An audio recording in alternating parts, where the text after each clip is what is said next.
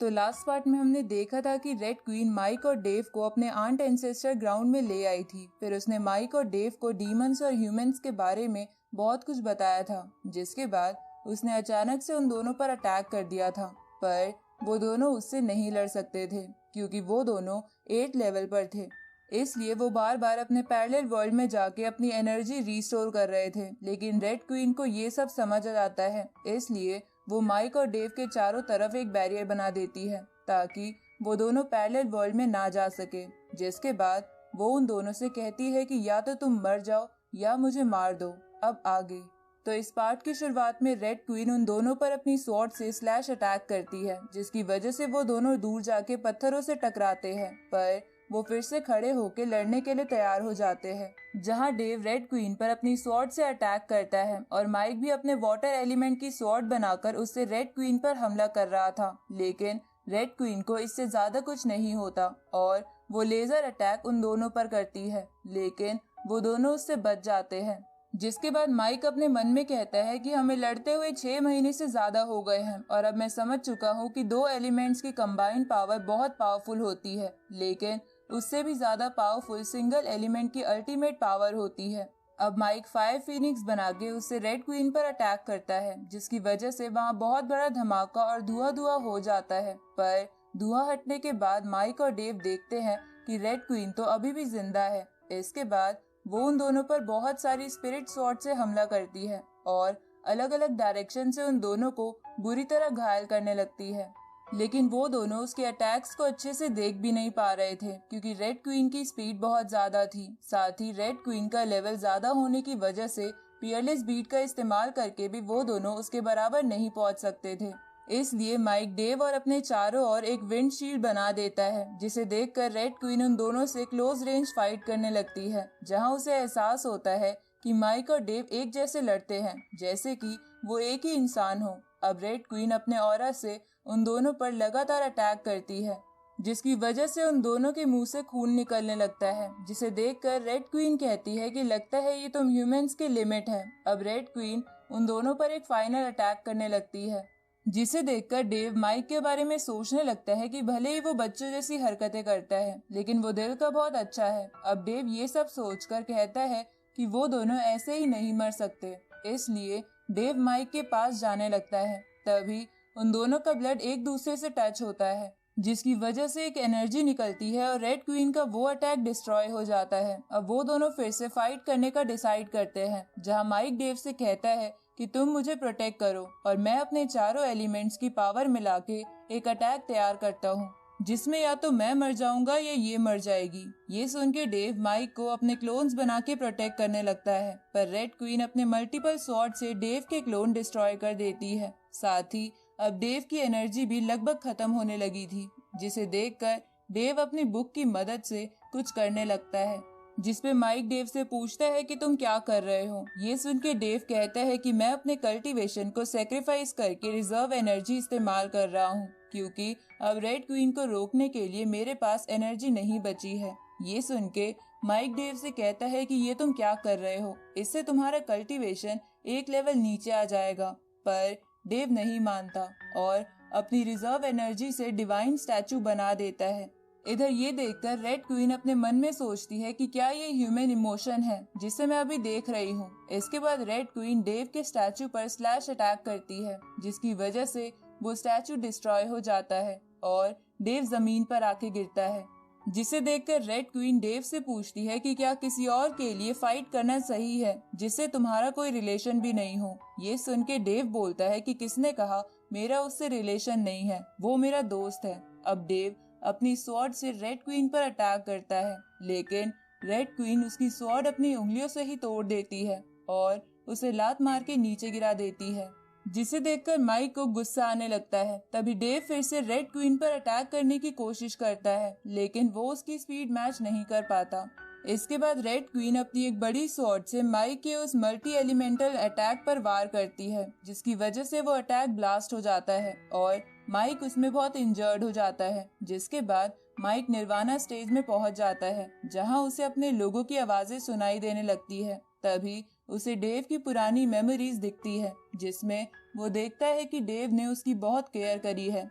और वो हमेशा उसकी बैकबोन बन के रहा है। इस तरफ डेव माइक को हील करने की कोशिश कर रहा था, जिसे देखकर रेड क्वीन डेव को साइड हटने को कहती है, लेकिन वो नहीं मानता। तो रेड क्वीन उसके अंदर अपनी स्वॉर्ड घुसा देती है, जिसकी वजह से डेव के ब्लड के छींटे माइक पर गिरते हैं और इसके बाद डेव वहीं पर गिर जाता है। जिसके बाद माइक को उन दोनों की मेमोरीज आती है कि कैसे वो पहले स्ट्रेंजर्स थे और फिर दोस्त बन गए।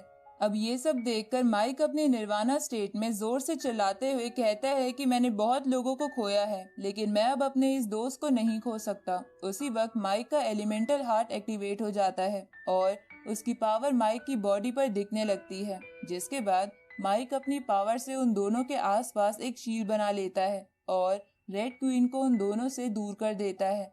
उसी वक्त माइक और डेव दोनों पियरलेस बीट के पास पहुंच जाते हैं, जहां उन दोनों का ब्रेक थ्रू होता है और वो दोनों 9th लेवल पर पहुंच जाते हैं। तभी माइक जोर जोर से चिल्लाते हुए कहता है कि प्लीज डेव, मुझे छोड़ के मत जाओ, लेकिन वो देखता है कि डेव तो बिल्कुल ठीक हो चुका है। ये देखकर वो दोनों एक दूसरे पर बहुत हंसते हैं। इसके बाद वो दोनों रेड क्वीन से लड़ने के लिए फिर से तैयार हो जाते हैं, लेकिन रेड क्वीन उनसे ये बोलकर वहाँ से चली जाती है कि मैंने अपना कर्ज अब चुका दिया है। ये सुन के वो दोनों समझ जाते हैं कि रेड क्वीन जानती थी कि इन दोनों ने उसे बचाया था, इसलिए अपना कर्ज उतारने के लिए रेड क्वीन ने उन दोनों से फाइट करी ताकि वो उन दोनों को बैटल एक्सपीरियंस दे सके और उनकी ब्रेक थ्रू करने में मदद कर सके। ये जान के वो दोनों बहुत ही खुश हो जाते हैं, क्योंकि अब वो 9th लेवल पर पहुंच गए थे।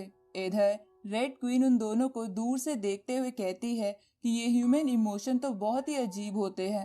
इधर माइक और डेव एक रेस्टोरेंट में आके भरपेट खाना खाने लगते हैं, जहां माइक डेव को बताता है कि अब मेरा एलिमेंटल हार्ट भी एक्टिवेट हो गया है, जिसकी वजह से मैं अब अपनी स्ट्रेंथ को लेके कॉन्फिडेंट हूँ। तभी वो दोनों खाने को लेकर आपस में लड़ने लगते हैं, क्योंकि माइक बहुत ज्यादा खाना खा रहा था और डेव को खाने नहीं दे रहा था। तभी वो दोनों आसपास वाले लोगों की आवाज सुनते हैं, जो लोग वहाँ 2 राजकुमारियों को देखकर बहुत खुश हो गए थे।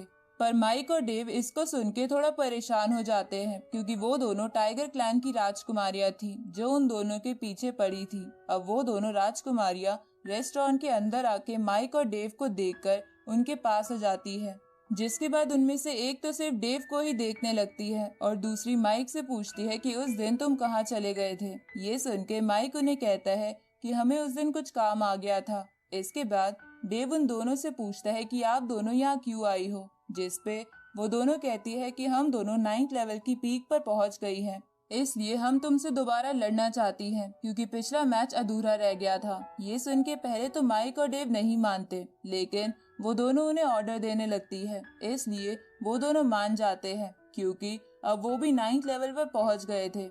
ऊपर से पियरलेस बीट के होने की वजह से उन्हें उनसे डरने की जरूरत नहीं है। अब वो दोनों माइक और डेव को टाइगर क्लैन के एंसेस्टर ग्राउंड में ले आती है, जिसके बाद वो दोनों माइक और डेव पर अटैक कर देती है, लेकिन डेव अकेला ही शील्ड बना के उन दोनों को रोक लेता है। ये देखकर वो दोनों राजकुमारियां उन दोनों के चारों ओर घूमते हुए उन पे अटैक करने का सोचती है, लेकिन डेव मल्टीपल क्लोन्स बना के उनका प्लान नाकामयाब कर देता है। जिसके बाद माइक उन दोनों पर अकेला ही अटैक करके उन्हें पीछे कर देता है। फिर माइक उनमें से एक पर अपने फायर ड्रैगन से अटैक करता है, लेकिन दूसरी राजकुमारी भी पहली वाली को बचाने के लिए बीच में आ जाती है, जिसकी वजह से वो भी जख्मी हो जाती है। पर अब वो दोनों राजकुमारियां गुस्सा हो गई थी, इसलिए वो एक साथ मिलके अपना स्पेशल अटैक टाइगर क्लॉ उन दोनों पर करती है, लेकिन डेव अपनी स्वॉर्ड से उस अटैक को डिस्ट्रॉय कर देता है। तभी उस एंसेस्टर ग्राउंड में कुछ होने लगता है और वहाँ अर्थक्वेक्स आने लगते हैं। उसी वक्त उस एंसेस्टर ग्राउंड का गार्जियन सबको वहाँ से जाने को कहता है। तभी डेव देखता है कि दोनों राजकुमारियों पर ऊपर से पत्थर गिर रहे हैं, इसलिए वो उन दोनों को प्रोटेक्ट करते हुए बाहर टेलीपोर्ट कर देता है। इसके बाद वो दोनों भी बाहर जाने लगते हैं, लेकिन अचानक से उन दोनों के हार्ट में दर्द होने लगता है। तभी वो दोनों ऊपर पर्पल आसमान देखते हैं, जो किसी का ऑरा था, जो एंसेस्टर ग्राउंड के ऊपर से गुजर रहा था। अब डेव माइक और खुद को शील्ड में कवर करके सोचता है कि ऐसा कौन है जो टाइगर क्लैन के एंसेस्टर ग्राउंड के ऊपर से जाने की हिम्मत कर रहा है। तभी वो दोनों देखते हैं कि उस पर्पल क्लाउड पर डीमन सवार थे, जिनमें से एक वही डीमन थी जिसने माइक के पेरेंट्स को मारा था। इसलिए माइक इमोशनल होके उस पे अटैक करने की कोशिश करता है, लेकिन वो माइक को पीछे कर देती है और उसे मारने की तैयारी करने लगती है, लेकिन उसका हेड उसे ये करने से मना कर देता है क्योंकि वो जानबूझ के एंसेस्टर ग्राउंड की स्पिरिट से पंगा नहीं लेना चाहते थे। इस तरह माइक और डेव टाइगर क्लैन के एंसेस्टर हॉल से बाहर आने लगते हैं, लेकिन तभी वहाँ की स्पिरिट उन दोनों को पकड़ लेती है। साथ ही उनका टेलीपोर्टेशन भी अब काम नहीं कर पा रहा था। उसी वक्त रेड क्वीन वहाँ आके उन दोनों को बचा के वहाँ से ले जाती है, जिसे दूर से देखकर वो दोनों राजकुमारियां कहती है कि हम इनसे शादी करके रहेंगे ताकि हम अपने फादर यानी राजा को परेशान कर सके। आगे वो सभी डीमंस उन स्पिरिट के पास आती है और उनसे कहती है कि आपने एंसेस्टर हॉल का रूल तोड़ने वाले लोगों को यहाँ से जाने कैसे दिया। इस पे वो दोनों स्पिरिट्स कहती है कि रेड क्वीन अपने क्लैन की एक लौती डीमन है जो इस लेवल तक पहुंची है, इसलिए हम उसे मार के उसके क्लैन का एग्जिस्टेंस खत्म नहीं करना चाहते थे, पर अगर तुम उन दो ह्यूमंस को मारना चाहते हो तो मार सकते हो, क्योंकि अब वो दोनों ह्यूमंस एंसेस्टर हॉल के बाहर चले गए हैं। ये सुन के डीमंस का लीडर अपने एक साथी को माइक और डेव को मारने का ऑर्डर दे देता है और